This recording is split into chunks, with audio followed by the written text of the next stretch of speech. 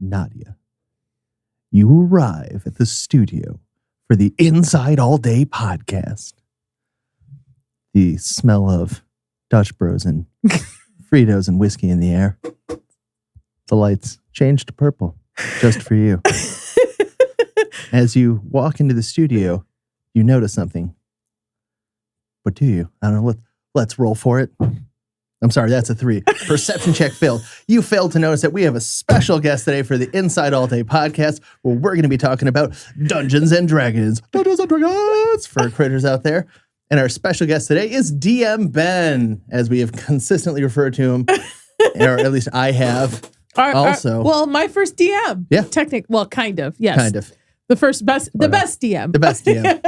the DM. Are you watching, Carl? the DM that would let you get away with a lot of stuff. I don't know what you're talking about. I didn't get away with much. I don't know. I think she gets away with a lot more at this table. But yes, especially this table too. Yes, everyone, thank you for joining us for our D&D episode. We're here whether you come from AD&D 3.5 or 5e or any of the ones I didn't just mention. We don't have any 2e stuff. Well, I mean... Oh, is that technically... That's 2e? There you go. Oh. We got See, I'm learning as we're going we don't have any classic Redbox. I don't have any... There you go. Thank you. And as we all know, 4 doesn't exist. So... I thought we skipped 4. I didn't know there was a 4. Well, yeah. I mean, how do you think we go from 3? Really? I just thought they were like kind of, oh, it's been a couple of years. We're just going to hop over to 5th edition. If you don't like reading your spells now, wait till you have to read the rule set for 4. I don't even like reading them in Baldur's Gate. But now I have to like, all right, what does this do now? Instead of it just says something burning hands. I'm like, oh, wait, I got to actually read this. Yeah, but it's okay. This is a great Baldur's Gate. Turned out to be a great learning tool for those getting into Dungeons and Dragons. It's teaching me, what's it? Attack of Opportunity? Attack of Opportunity, because I dial quite a bit without remembering that. I'll tell you the one thing it's not teaching you is that not every lever needs to be pulled. Yes, it does. Anyway. Well, thanks, Ben, for joining us. I'm excited to talk about D&D and talk about our experiences with D&D, what's going on in the D&D world. I'm just turning around like this, and where we see D&D kind of going from here. Yeah, it's just a general conversation of the Dungeons and or the Dragons. I want to thank you for joining us. I want to thank you for joining us. Don't forget to like, comment, subscribe, hit that notification bell so that way you get notified for all of those updates, for all the new content dropping, whether it's for the Inside All Day podcast, Nadia with the Dames and Dorks, or if we're doing our new live stream we're trying out, Clickbait. So, yeah. All right, so shall we get into it? Yeah, let's roll for initiative. So I think the best starting point would be to discuss how we all got into D&D, what our first game and stuff. Yeah, absolutely. Okay. Do you, let our guests kind of start us off? Yeah. All right, Ben. Sir Ben. I mean, you're the older one. Sir Ben of Fast Studios. Yes. By the way, this is also the gentleman who did our music. Oh, yes. Ben did our music for both Inside All and Dames and Dorks, too. The guy. The guy. So if you need music. I did fun. He's my private bard. Thank you. Yes. Okay. Yeah. Yeah. No, I got started. It was my uncle's fault. A lot of things start out with being your uncle's fault. I've noticed that. You can tell him I said that. You'd understand. He'll probably watch this. But it really, and what was really interesting is that I started playing during like the beginning of Satanic Panic. Ooh. And what makes it even funnier is that his parents, my grandparents, were like legalistic Christians. You know, they're just really, I'm trying not to use like Christianese. That's a long story. Christianese. So that's new. It's very legalistic, very conservative. I mean, legalistic churches were like, you're too conservative for us. You know, I mean, so what was so interesting is that I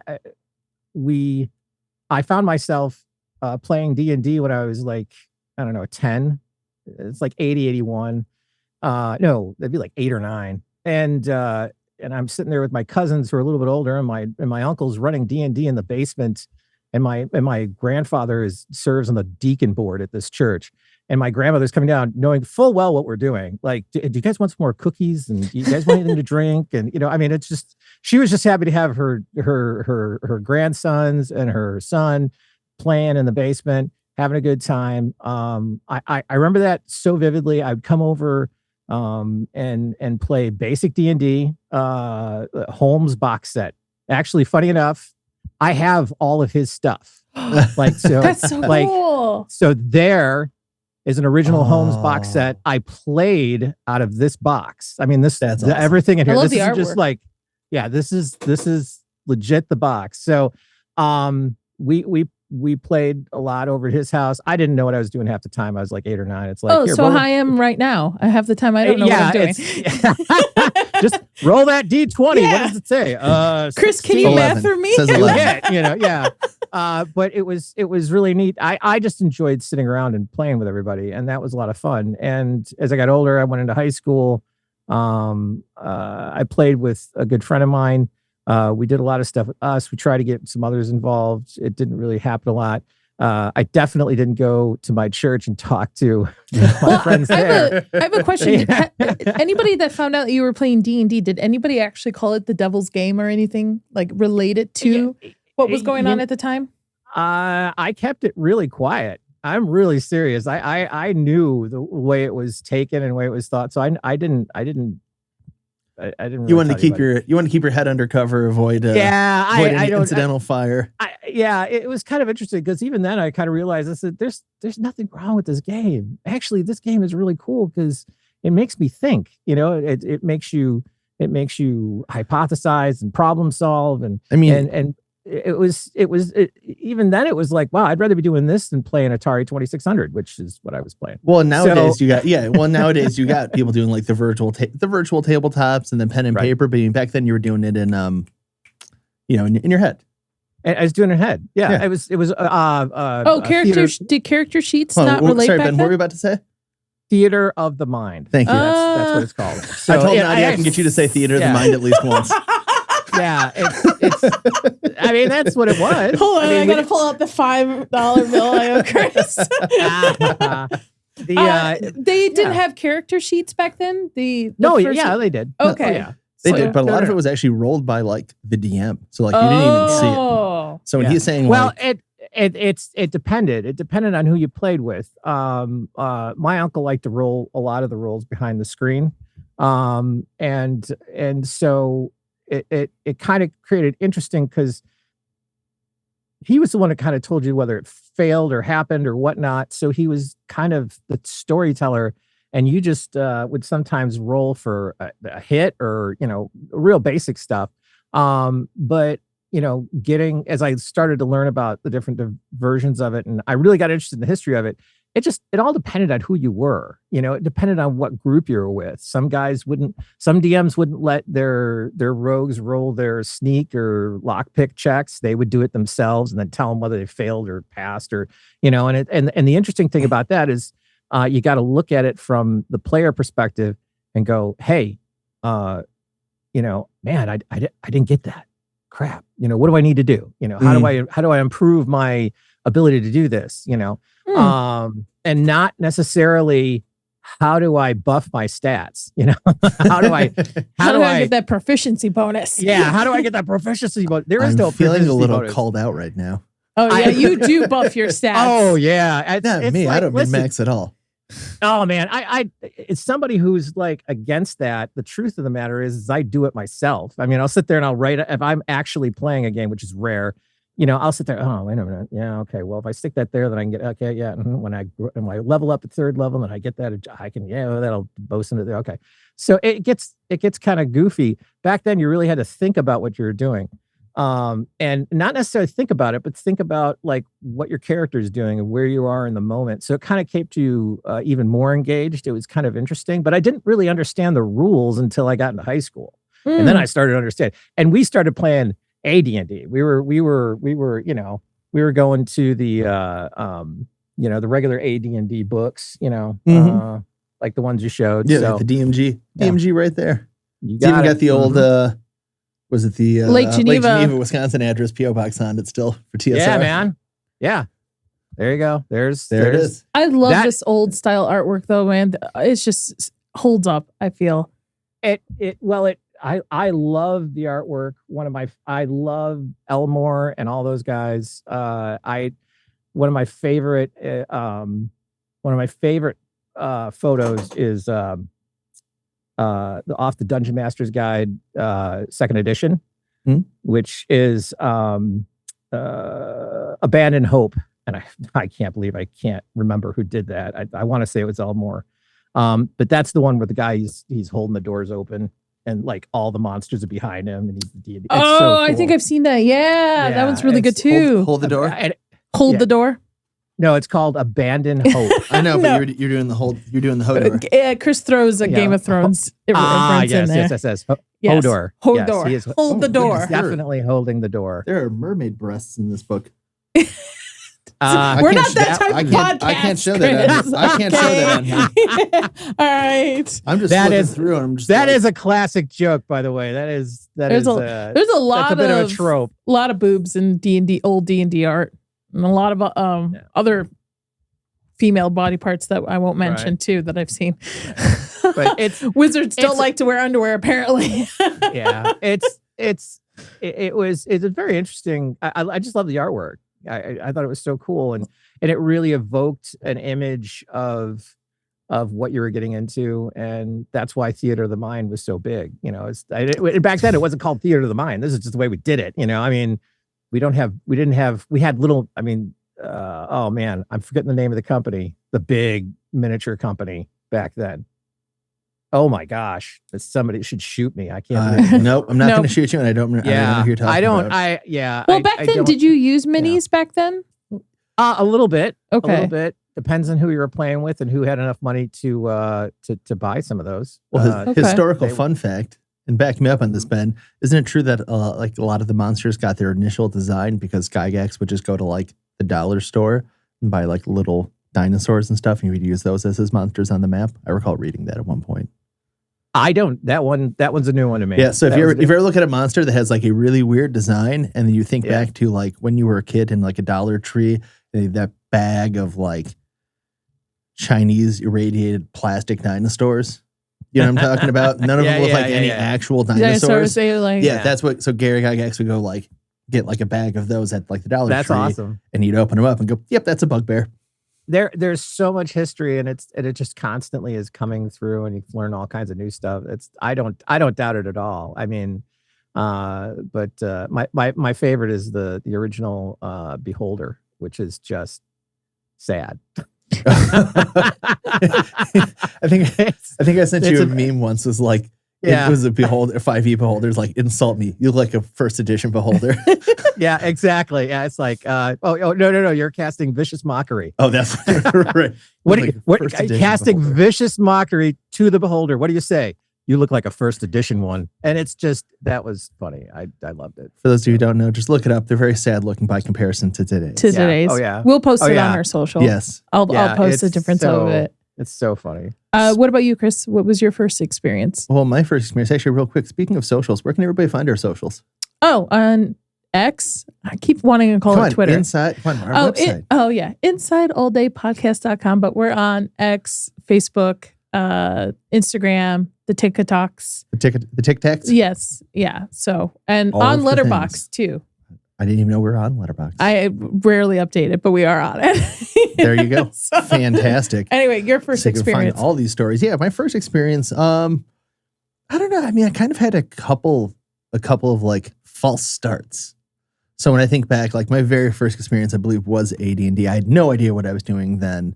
I think I was in middle school, and it was my friend's dad. We couldn't even get enough players together to actually get the game going. So we were each playing 2 characters, and I think we made it for approximately most of one session before that game just crumbled and went away.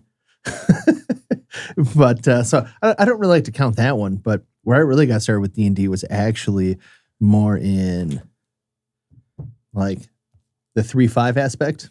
I was more of a Pathfinder guy than a 3rd edition guy. Of course, this is the 3.5 rule book. And it was great little setup. It was a comic book shop that was also a donut shop that was in an old bank, and I would go there on the weekends. It was Friday nights. They would shut it down. It was great because it was like in a busy square. So people were like bar hopping and doing things and going about their life. Then of course you just like open the door and slide into a pitch black donut shop in the middle of the night, and people just look like, what satanic cult is going on in here? Yes. And so we would just go upstairs in the donut shop and we'd play for hours and hours. The tables were way too big. Some of the people knew what they were doing. Some of the people didn't. Some of the people were friendly. Some of the people weren't, as Nadia found out. And really, that was my experience with starting with a table. It was probably way too big, but it also made kind of doing odd things a little bit easier. Oh man, that's my first experience. Turned me off of D&D. Right, because it was the same table. Same table, yeah. Chris was going for Nadia. a couple weeks. You'll love it. Yeah, I think you're really going to enjoy Dungeons & Dragons. Oh, you'll love it. I'm like, you guys it. are nerds. I'm not going. Really I'm not going to role play. What the heck? You guys are weird. So I was like, all right, Chris, I'll give it a chance. And I did my research and I was like, okay, I'm going to play. I think I was going to play a halfling or something, or a gnome or something. Yeah, I think you were playing a halfling. And I researched and I knew everything. And I was going in, and within 2 minutes of playing, they changed my race. One of them changed my race, and they just kept picking on me the whole time instead of being a welcoming table. And they all knew this was my first time ever playing too. And after that, I was like, nope, I'm out. I'm done. I think it was the Never guy who felt again. like he always got picked on, even though he really didn't. Decided and I think to pick he decided on me. to take it out on you And then as the new person. Chris had to like I was drawing lines at the table. I'm like, okay, who's going to help me fight this guy? Because this is what we're doing now. Chris had to convince me to come play, because fight. after that, we went to go play with Ben. We started our own campaign with Ben, and That you was had a to bad example. This is going to be a better experience. He had to talk me into it for weeks. He's like, it's going to be better. You're going to be fine. It's a smaller table. You'll be able to learn better and stuff. And I'm like, no, because the moment I get in there, they're going to change me or like make me a frog or something, and I'm out. Quickly. Or a grung. But turned out that it just depends on the table and the DM for everyone. And that kind of leads us into our next topic. Yeah, which is really just a huge part of it. It's finding. Are you speaking of finding the right table for you? About the old guard versus you want the to new talk about the old guard? Oh, you want to talk about and grognards? About finding the right table. It all kind of fits in together, because if you don't have the right table, your experience is just going to be awful, and you're just like me. You're going to be completely turned off from D&D. Ben, have you ever ran into that with? Because I know you mostly DM now, right? You play some, but have you ran into that where you've had players that don't really fit your table, or maybe or you've been at a table and you don't feel like it's the right table for you? I'm rambling. Please cut me off. No, yeah, I'm sorry. It's okay. I've been in several tables. I usually when it's kind of bizarre is usually when you're at a gaming convention.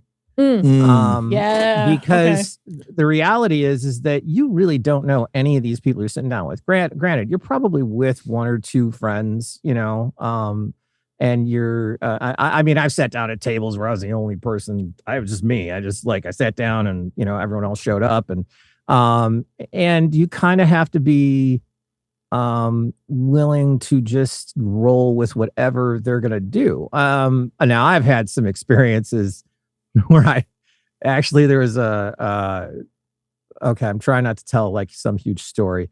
The fact of the matter is I went, I'm like, stop the tangent. I sat at a table with, success. Yes. The everyone at the table was a DM. Oh man.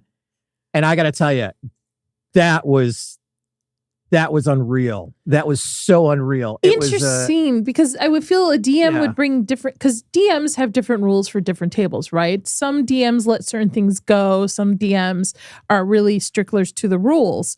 So they all knew each other. Oh, there you go. That makes a difference. And that's really where the secret was. I think me and the two other guys I was with were the only people that didn't know each other. It was at the end of Gen Con.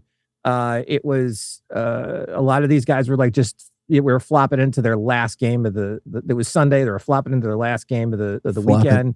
And they were just like, hey, these are all friends of ours. We just want to play a fun game together.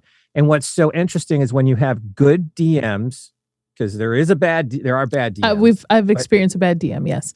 Yeah. I mean, there's different styles of play. There's different play way people want to play, and that's fine.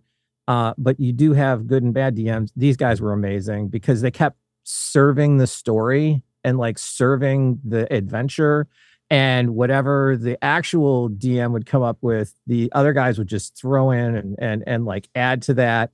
And it was just the most, I felt so like inadequate at this table, but like in a good way. Like I am in awe right now. And it was so much fun. It was a lot of fun. But yeah, if you don't know the people at your table, then it gets a little bit harder, and you just got to be a little more open to what everyone else wants to do. And, and kind of like, hopefully they're open to what you're doing, and everyone's just got to feel each other out. And that usually stinks because it's usually like a 4-hour one shot, maybe 5. And, by the time the thing's over, you're just getting to know the people you're sitting with, and then you'll never play again ever, Well, the best one shot we've ever done is your birthday. Yeah, that was pretty good. That was pretty good. Yeah, and Ben DM'd for it. Yeah, Ben DM'd for my 30th birthday. Yep. I decorated the whole VFW into VFW a dungeon, and we had a bunch of friends come before the party, and we played a one shot, and then everybody else came in costume. I still have that many. Yeah, that was a lot of fun. That was a great time. That was a blast. I love that. Actually, I love that module. And actually, that's Castles and Crusades, to be specific. Oh, okay. By the way, I came across those character sheets the other day. Yeah, that's actually Castles and Crusades. It's actually not D&D. I wanted to go with something that was a little more simpler. That's just D6 based, right? Well, I mean, it was great. No. It's a D20 system. It's just that the way its whole engine is just based around this thing called the Siege engine. But that's a rule thing. But the fact of the matter is, it's so easy just to roll up a character and go and Castles and Crusades. Well, because we have people of different experiences at the table too. Like some people who played, some who don't. I did look at running 5e. I was like, okay, how could I take 5e and make this simple? But then I realized, oh man, I'd have to like pre-gen a bunch of characters, and I kind of like the idea of people rolling characters together and then playing. And I actually have done this 3 or 4 times where we've run an OSR D&D, because so more like basic. And the characters are much simpler to roll up, and they'll roll up each roll up a character or 2 real quick. Stats, what is it? A name, real basic stuff. Yeah, there was more fun doing that, because as you were building the characters together, people were saying, "Oh, hey, I'm going to do this. Well, I'm going to do this. Well, he's going to be that. Oh, yeah, then I could do this, and I could be part of this thing." And the next thing you know, they're developing naturally all their own interactions with each other. They're so before you even started whatever adventure you're going on, there's already like little bonds and connections between the different players and their characters, and so it makes it a little bit simpler. Using your birthday game, your second one that we did, it was kind of interesting. Yeah, because that one we had everyone write their own characters and then send them to me. Right. And now that was nuts. I mean, I don't know. Maybe I'm sure you got different levels of input from everyone as well, right? Oh yeah, everything from like pages upon pages for a wizard.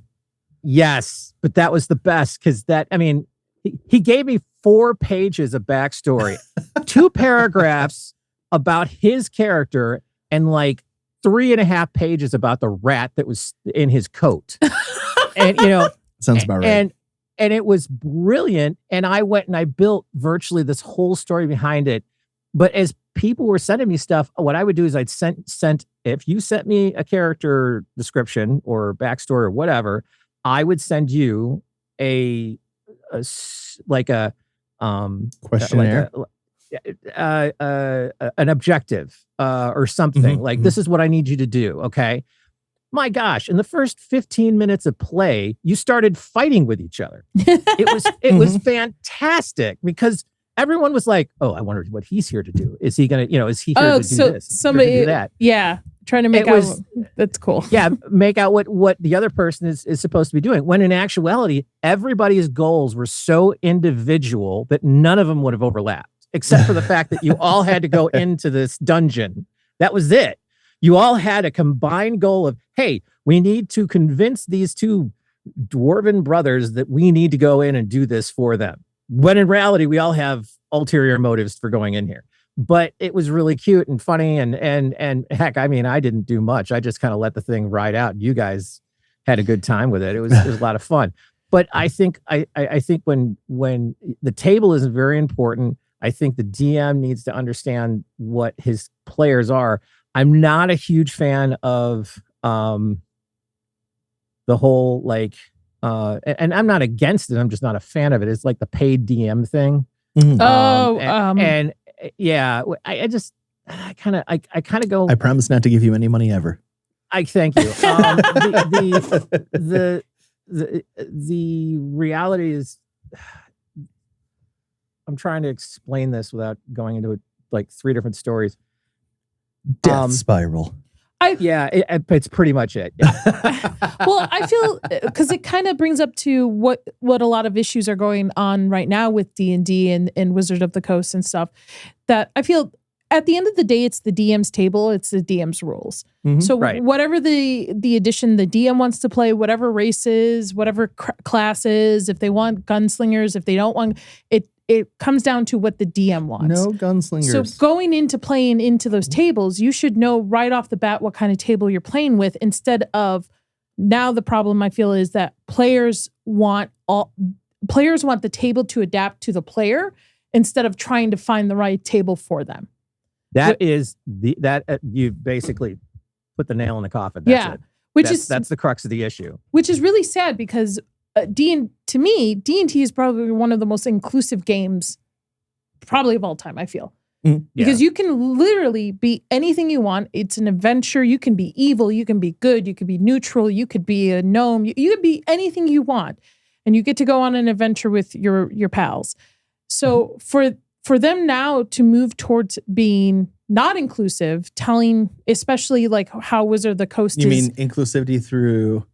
Not inclusivity, like the CEO of Wizard of the Coast or somebody is saying that he no longer wants white males to play the game or something to that extent. I'm like, and the whole issue with like safety cards and trigger warnings and stuff. I'm like, when it boils down to it, the easiest way to fix all of this is just to find the right table for you. Mm-hmm. Like if you need these things, find the DM that allows these things and that is on the same wavelength as you. The other thing is ultimately, I think there's a lot of aspects of 5e that I can see, especially where it's moving and some of the things they're incorporating into it. They're trying to give the player so much individuality that there's no sense of group. Yeah. And the whole idea,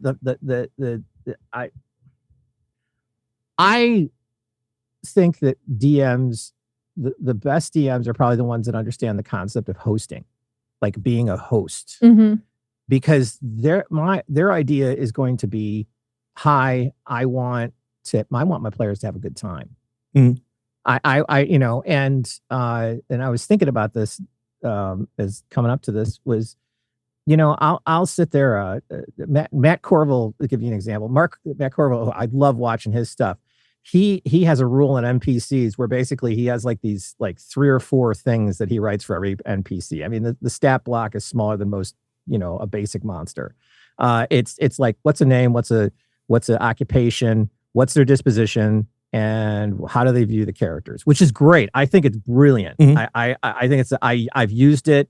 I tried to pattern it after, but here's the thing. I build these massive, ginormous backstories on all these characters. Just huge, stupid, complicated, intertwining stories.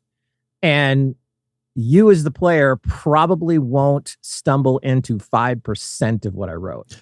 Well, that's a joke that's commonly in D&D, that DMs spend all this time and put all this effort into thinking their players are going to go a certain route when they don't. They go complete. They're like, you know what? We're going to go on an island, and, you know, yes, correct, right? Or you know, I didn't tell you guys to go there. Sure, you didn't, Carl. And so the reality is, as a DM, you have to be able to sit there and just completely offer up all those hours just on a sacrificial, pit. It just doesn't. It needs to be able. You need to be able to just forget it and just go wherever your players are going. You're the reason other DMs get upset. You're the reason why there can't just be a dwarf with an eye patch having a drink at the tavern. He has to have a backstory. He has an eye patch. He's clearly something important. That's what I was learning about Baldur's Gate last night. I was watching the videos last night, and they actually went and they took so long to build it because every NPC has a background story, an alignment, a way they, just like you said, a way they view your character depending on, what your journey so far. And they spent all this time doing it to every single person you can interact with in the city. I was like, this is super cool. Down to the birds and the squirrels. I would probably have pulled my hair out. That's why I can't be a DM, because I would be like, okay, you fall off a cliff, you're dead. It's like Rancor's in the broom closet. But again, you need to be able to just ignore all that and not even get upset about it, because this is about the players and all of you having a good time. But the truth of the matter is, I just have a good time writing those stories. Whether you guys see them or not, it really doesn't matter. I mean, there's all kinds of stuff that, like, for instance, when we were playing in that campaign, there's all kinds of stuff that I had baked into there that you guys never even touched. I'm sure. It was like, okay, that's fine. That's cool. Well, you also don't know how the players are going to interact with each other either, depending on how their characters are. Oh yeah. But the research paid off. Oh, it paid off in ways that I don't even know if I could explain to you of building all this kind of stuff, because all of a sudden it was, there was a turning point, for instance, in that particular, we did Lost Mines, just so there's reference. It was Lost Mines of Phandelver, the best starter box ever created in D&D, flat out. Yes, if you ever want to know where to start, Ben will always tell you. Always say Lost Mines of Phandelver. Absolute best starter set ever created. I love that set for a lot of different reasons. But one of the best moments in that whole game was when Sador, we'll use the character names, Sador decided to destroy the obelisk in this cave and blow up the world. And hold on. Just let's set the stage, because you were not giving it enough gravity here. Okay. I would say this is one of our favorite moments. We find this obelisk damaged, being attacked by like a horde of orcs, if I recall correctly. Well, no. It was a cave. It was a cave troll using a hammer to smash it, and a couple of orcs standing there.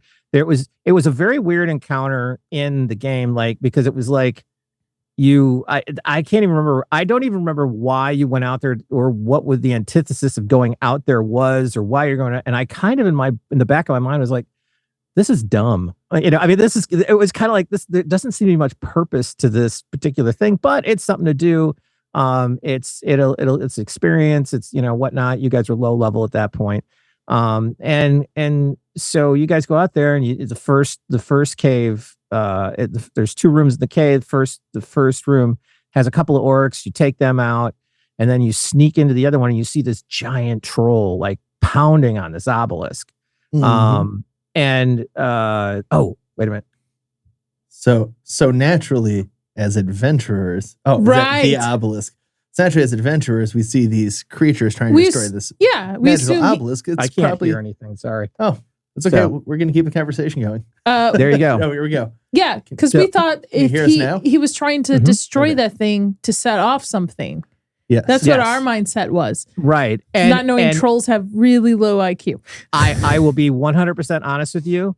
I just put this little piece in there because I thought it looked cool at first. And then when I needed the troll not to see you, so I had the troll like banging on this obelisk. I thought, oh, that's kind of interesting, kind of weird.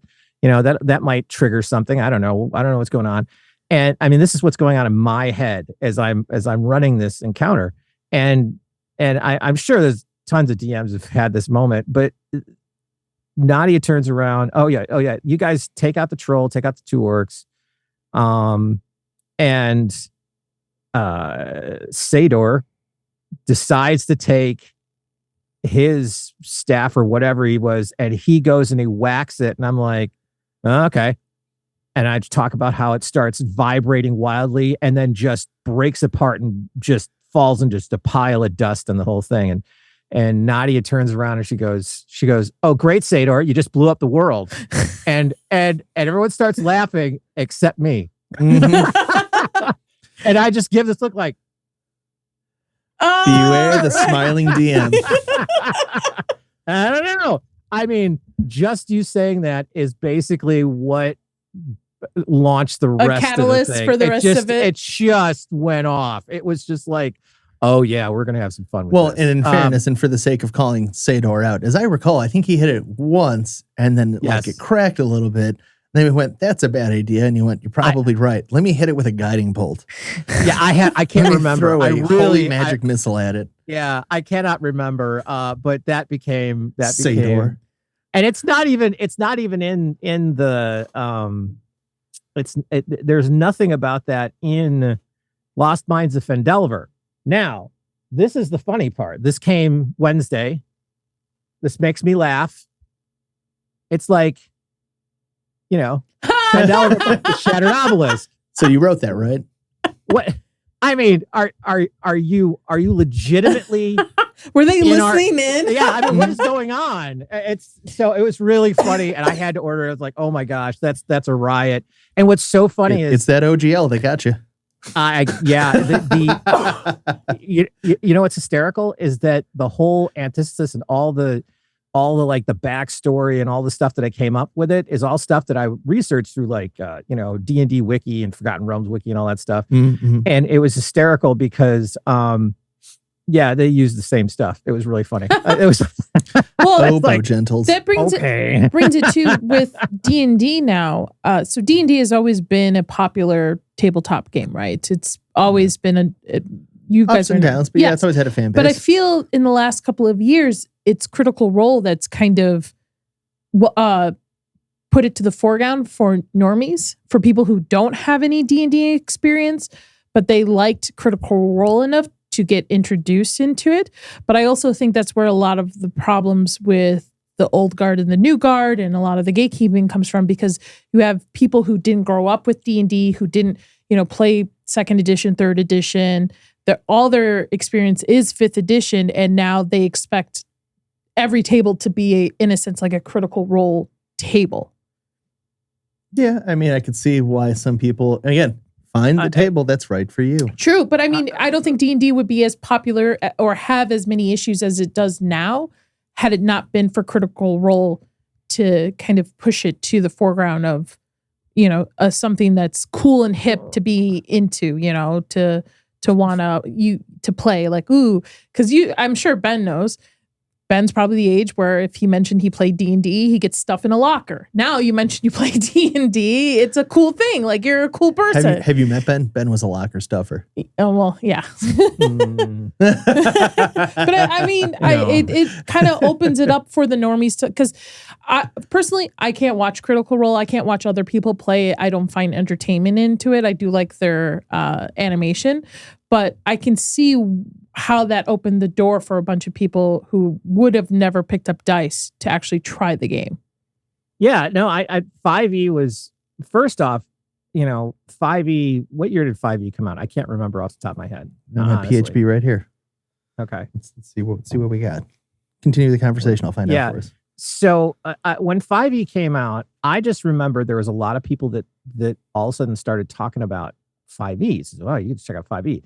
Now, part of it was kind of like 4e was so poorly received. 2014. August 2014. That the 4th edition was so horribly I didn't even know there was a 4th edition. I'm sorry, I don't know what you're talking about. Nobody talks about 4th edition. I know, because there's a reason. And what's so funny is, side note, I found some of my favorite lore out of 4th edition books.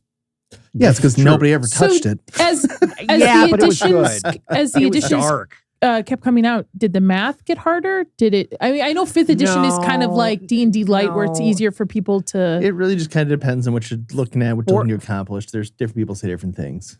4th edition had some interesting aspects, had these cards to it, and you had these abilities based off of cards, and you could use them once a day, daily powers, stuff like that. It was interesting. Kind of like inspiration points.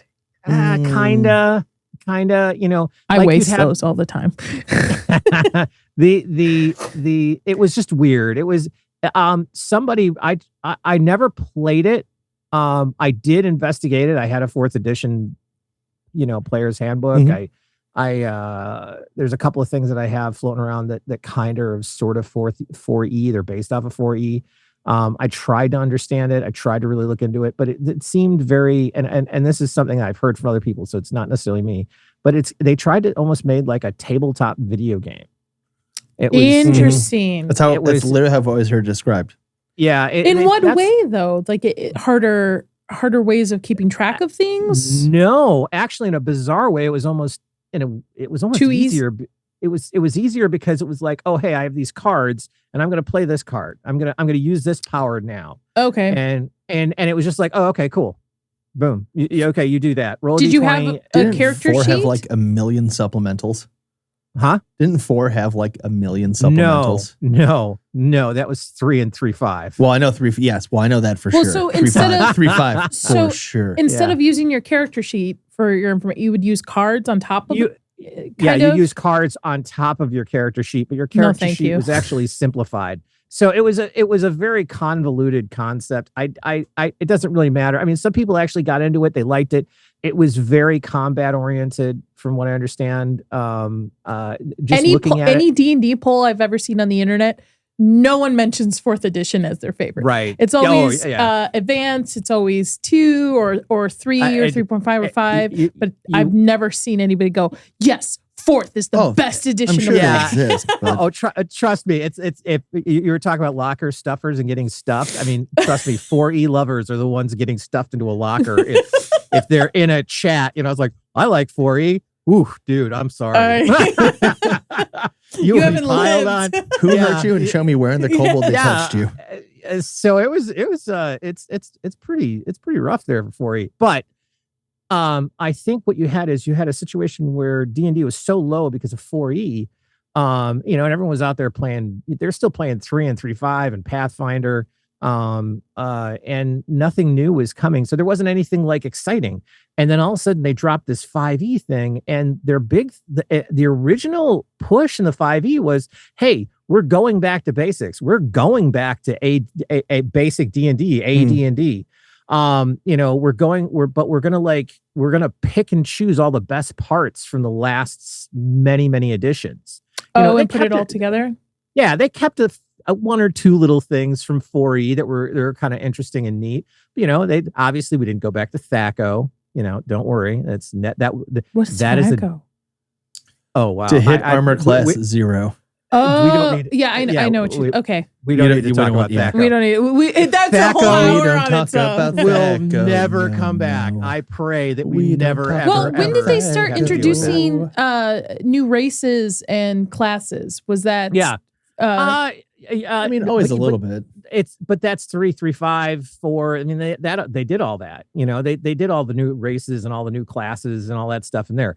AD&D actually is the one back in 1977. If you look at an AD&D player's handbook, we now have subclasses like Paladin and Psionics and all kinds of stuff. So they started doing that early on.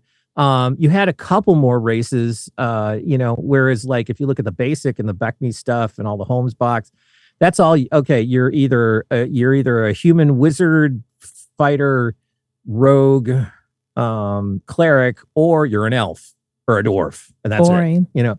Well, I mean that's the way it was set up, and I think the original idea was that it was supposed to be simple. The idea was the less complexity. You got to remember it. So here's interesting. One of the things I always like to, when talking about the history of this stuff, is remember, you can't judge what happened back then by today's standards. I mean, this was like groundbreaking. I mean, sitting down there and running through like B2 was like, wow, this is amazing. And you run through B2 now and it's like, okay, oh, are we done yet? Yeah, it's like, and you have to do so much to it to really, and for people nowadays, because now we've got all these different character concepts and ideas, and we want more story, and we want more this and that. That is that, and actually that speaks more to the whole. Not to throw this all the way back to the original topic, but that's really the biggest difference with Grognards to what we have now. But 5e was supposed to like grab all the best parts and then throw it into one thing.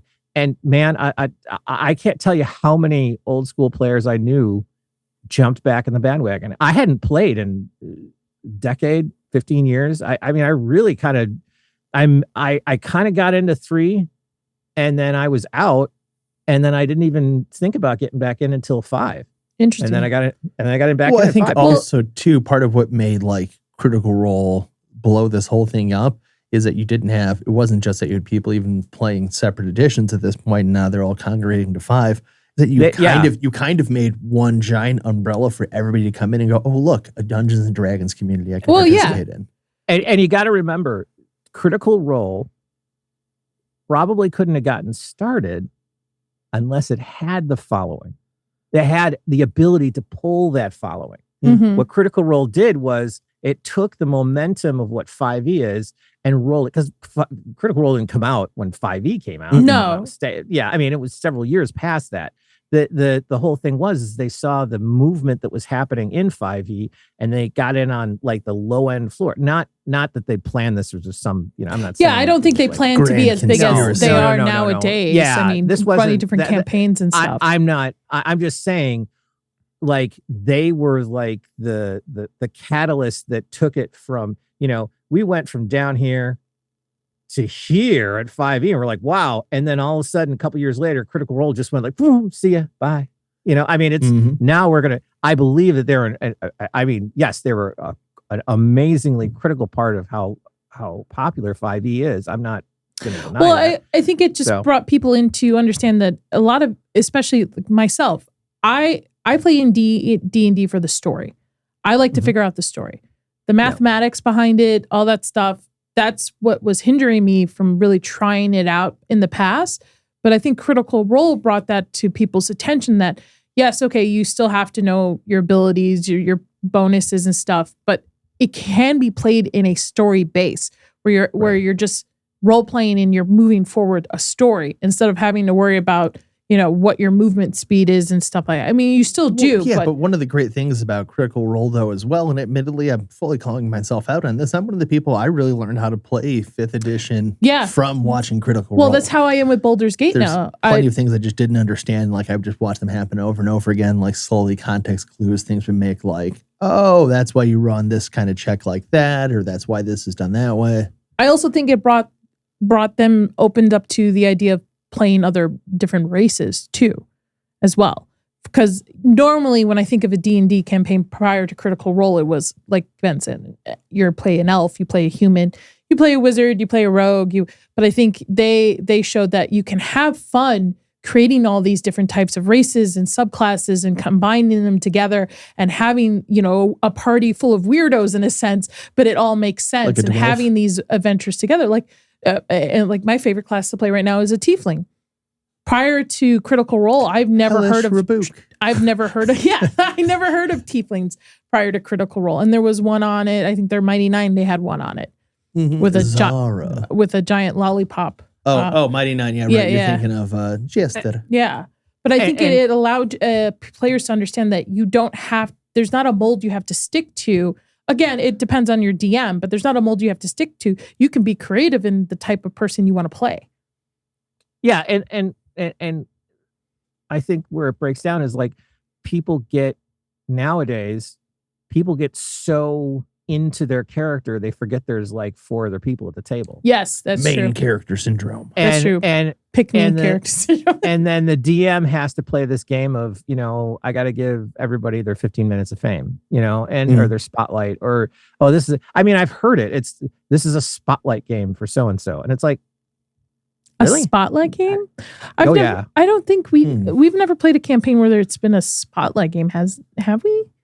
I mean, Yeah, you're currently the spotlight. Am I in the There's- current spotlight of our current game because the DM likes me No. because I'm his favorite No, I player? wouldn't say it's actually a spotlight. Let me game, but tell that you was an easy about a joke. spotlight moment. Okay. Uh-oh. All right. Go for it. I'm going He to has a call look. out Nadia. I'm going Oh. to call out Nadia because it's great. So Emmy's character, his mother, is part of the Zentarum. Emmy was Nadia's rogue. Yeah. I was a Yeah. Halfling rogue. Yes. Halfling rogue. Yes. Her Who mother consistently rolled double was- ones. Was an assassin for the Zentarum. Or is it the Zentarum? I always I think forget so. what the name- Yeah. And you found a contact that was willing to allow you to be part of the Zentarum, and you sat there and denied it. Yep. You were like, I'll pass. And I just sat there and I legitimately had a moment of, what do I do now? And what was the best was Chris and Sador and Anwan. They just sat there in stunned disbelief of like, she said no. Their characters weren't even in the room, but like out of like sitting at the table, she said no. She's been working You towards know. a yes, and she said, Yeah, it was so good. Chaotic, neutral, bipolar. I felt that they saying no. It was bizarre. But hey, that was a spotlight moment for you that went away. That there was just like, I could not believe it. I was just like, there's no way. Chris will, I never. It was so weird. Chris will tell you in our current campaign, I like to make things fun and interesting.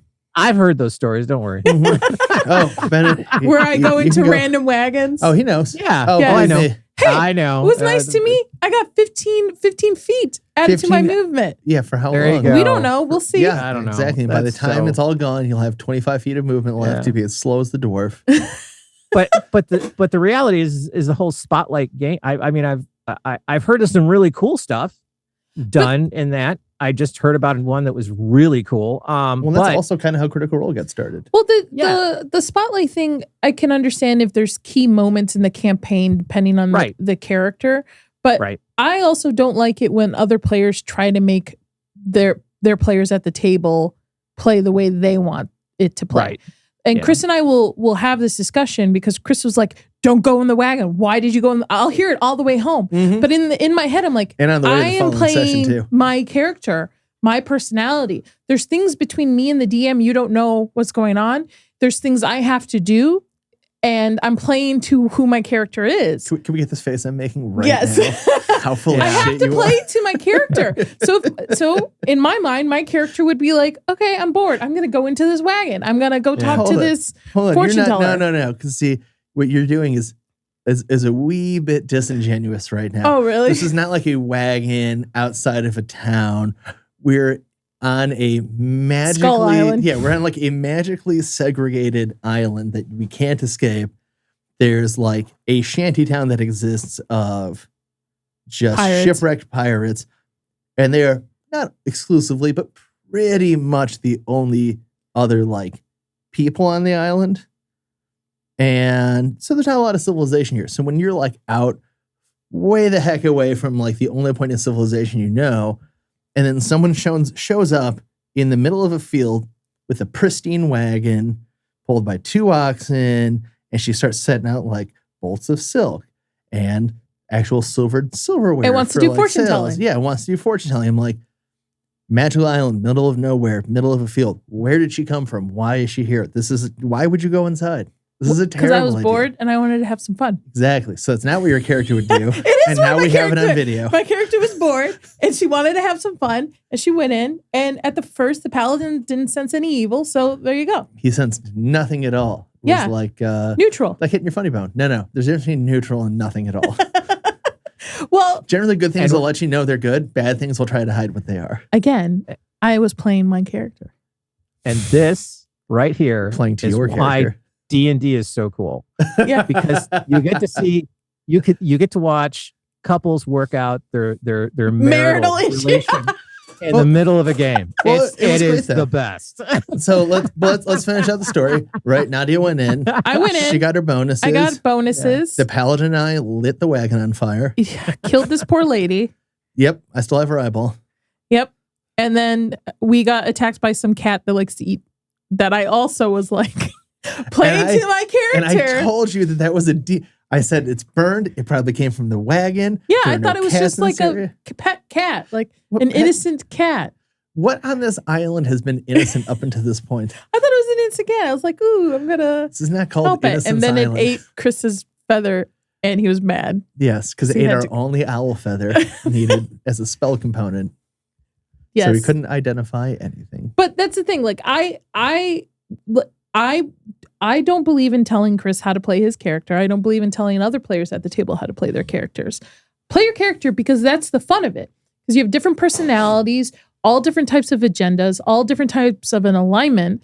So that's what I think makes it the most fun is that everybody's going to approach a confrontation, a situation differently. Like, yep.